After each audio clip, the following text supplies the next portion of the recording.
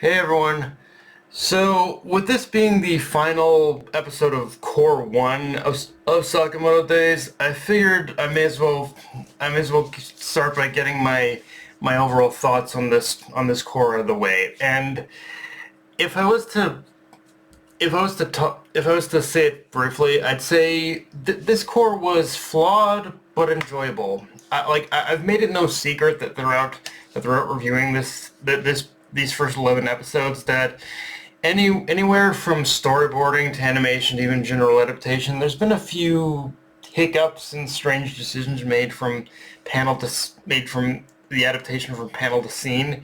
And yet, even with those limitations, the team admittedly has still managed to work within those parameters. Although, that said, this is something that does need to change going into Core 2, whether it's a thing of budget, time, or whatever other reason there was for the hiccups in this first core. There's a lot of these notable flaws that need to be ironed out with Core 2, and the fact that we're not getting Core 2 until July does give me a little bit of hope for this, that these changes are going to be made, that these things are going to be ironed out. I don't know for sure. There is a part of me that is worried it's not going to be entirely ironed out, but hopefully majority of them are. Um, in saying that though, let's talk about the episode itself, because yeah, now I can really cut loose and talk about Wu-Tang, and oh boy, there's a lot to talk about. There's a lot, but to start, the biggest irony of Wu-Tang's whole endeavor to win Liu back and to take her home with him is that although this episode, and more specifically the flashback to his youth shows Wu-Tang's devotion to Liu and her family, it is coming from and it is and how it is coming from a place of genuine loyalty. It's also true that the same loyalty and devotion has in some way also morphed into a rather unhealthy obsession in a way. Like when it comes to Lou herself, which is when it comes to Lou herself, which is obvious when looking at this episode and the last one, and those same questions I posed when first reading this in the manga apply here as well. If Wu-Tang loves Lou as much as he says, then why is he ignoring her? Why is he the one deciding what's best for her? Why is he making no attempt to understand why Lou has chosen the life she lives now or becoming head of the triad? Like, if Wu-Tang really loved Lou as much as he says, then he would try to understand these questions, and obviously, as we come to learn, but by the second half of this episode, a lot of it was genuine. Ultimately, was genuine concern that was brought about by what by the inevitability of apparently that four well-known death row inmates were released from escaped from prison. So it does make sense in that regard, but even taking that out of the equation, and just approaching this from like a general, from a more generalized like look into Wu-Tang's psyche.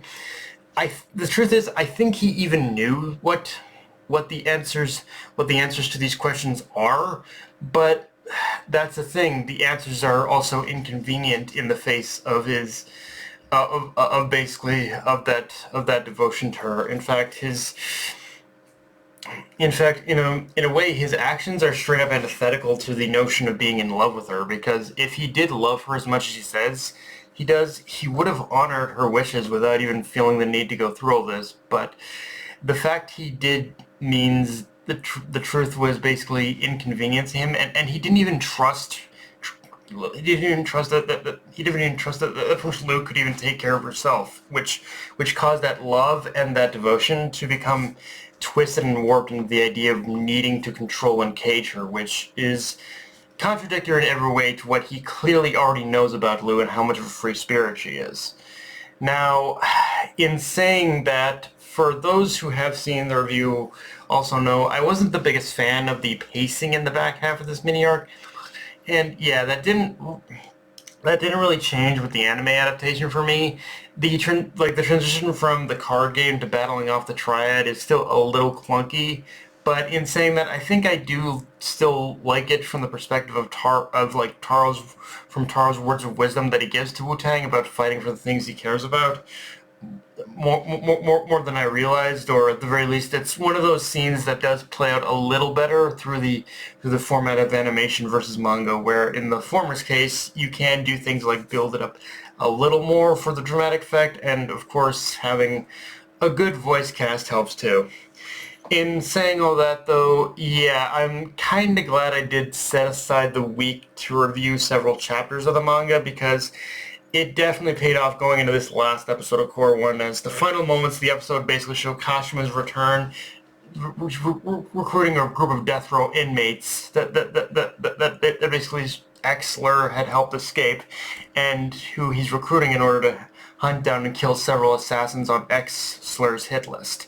The obvious three that stand out on that list are, of course, Taro, Shin,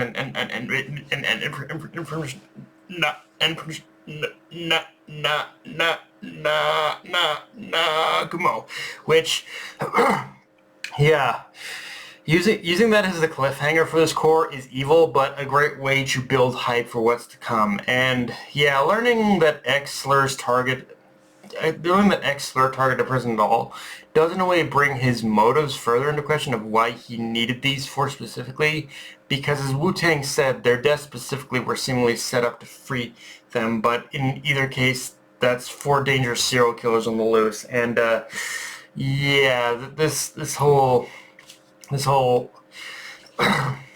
this whole is destined to be something. This whole from here on, I'm still pretty early into this arc in the manga too, but I will say, yeah, everything from here is, I'm at the midway point in the manga, but let's say it's getting good.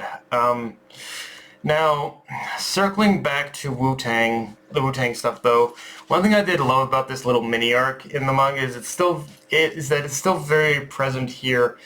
So very present here is that although Shin and Taro know absolutely nothing about gambling, they still find ways to improvise. Shin's powers, which should be tailor-made for this situation, are hindered by the fact that he doesn't know anything about gambling, and more specifically about poker. Yet he has to adapt by playing a game of face-up, and in doing so, kind of learns the ins and outs of bluffing and just generally faking it until you make it kind of thing, which I kind of appreciate. Like, it's good how they kind of learn these skills for the future, although it is, and yeah, for someone I gotta admit, for someone who talks about honor, it is kind of hilarious how the game was kind of rigged from jump for Taro and Shin to lose, yet still found their own ways to win, yet simultaneously, when it got to the point of facing against Wutang himself, an old maid, I also do love how it did show, despite cheating, it did still give the time to show Wu-Tang's genius mind as well by overflowing his